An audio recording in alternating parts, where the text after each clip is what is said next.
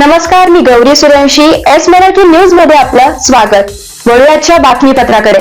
चांदवड तालुक्यातील विटावे येथे विद्युत वाहिनीचे काम सुरू असताना झालेल्या दुर्घटनेत नंदुरबार जिल्ह्यातील 2 मजुरांचा मृत्यू झाल्याची आज दिनांक 6 रोजी सकाळी घटना घडली आहे. याबाबत चांदवड पोलिसात ठेकेदार, वायरमॅन व ट्रॅक्टर चालक यांच्या विरोधात सदोष मनुष्यवधाचा गुन्हा दाखल करण्यात आला आहे. याबाबत सविस्तर वृत्त असं की तालुक्यातील विटावे गावातील गावठाण डीपी परिसरात खासगी ठेकेदारामार्फत विद्युत वाहिनीचे मंगळवारी दिनांक 6 रोजी सकाळी 11 वाजेच्या सुमारास काम सुरू होते. हे काम सुरू असताना विद्युत पुरवठा बंद असल्याचा परवाना संबंधित ठेकेदाराकडून बंधनकारक असताना तसे न करता ठेकेदाराने काम सुरू ठेवले.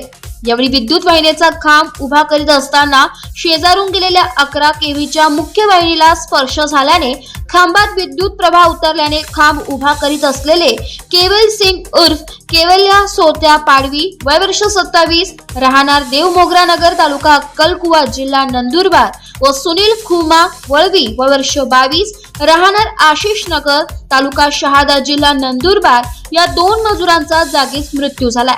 यानंतर दोघाही मजुरांना चांदवड उपजिल्हा रुग्णालयात आणण्यात आलंय. घटनास्थळी पोलिसांनी पंचनामा केलाय व प्रथमदर्शनी या घटनेत दोषी असलेले ठेकेदार दत्तू नामदेव पवार, राहणार रायपूर, वायरमॅन उज्ज्वल मधुकर ढेपे, राहणार चांदवड, ट्रॅक्टर क्रेन चालक भावराम रमण खुरसने, रायपूर या तिघांवर सदोष मनुष्यवधाचा गुन्हा दाखल करण्यात आलाय.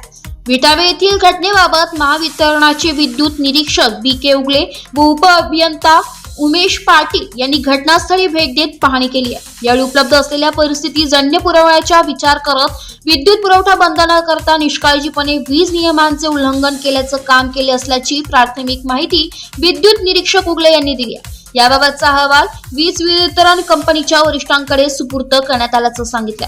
तालुक्यातील गावांमध्ये विद्युत वाहिनीची विटावे गावामध्ये लॉस रिडक्शनचं काम चालू असताना 2 लेबरांचा ॲक्सिडेंट झालेला आहे. सदर काम हे क्रिटिकल झालेलं आहे. सदर कामावर थोडासा निष्काळजीपणा दिसतो आहे. सदर कामासाठी ट्रान्सफॉर्मर बंद केलेला होता, परंतु मेन लाईन बंद करायची राहून गेलेली होती आणि सदर काम करताना एजन्सीने घाईगडबडीत आणि लाईन स्टाफने पण घाईगडबडीत मेन परमिट घ्यायला पाहिजे. परमिट घेतलेलं दिसत नाही प्राथमिक अंदाजावरनं. त्याचा डिटेल तपास चालू आहे. डिटेल तपास चालू पूर्ण झाल्यावर त्याच्यात कळेल काय काय कोण दोषी आहे. परंतु सदर घटना ही चुकीची झालेली आहे आणि सदर घटनेमध्ये जो कोण दोषी असाल त्याच्यावर नियमानुसार कारवाई होईल.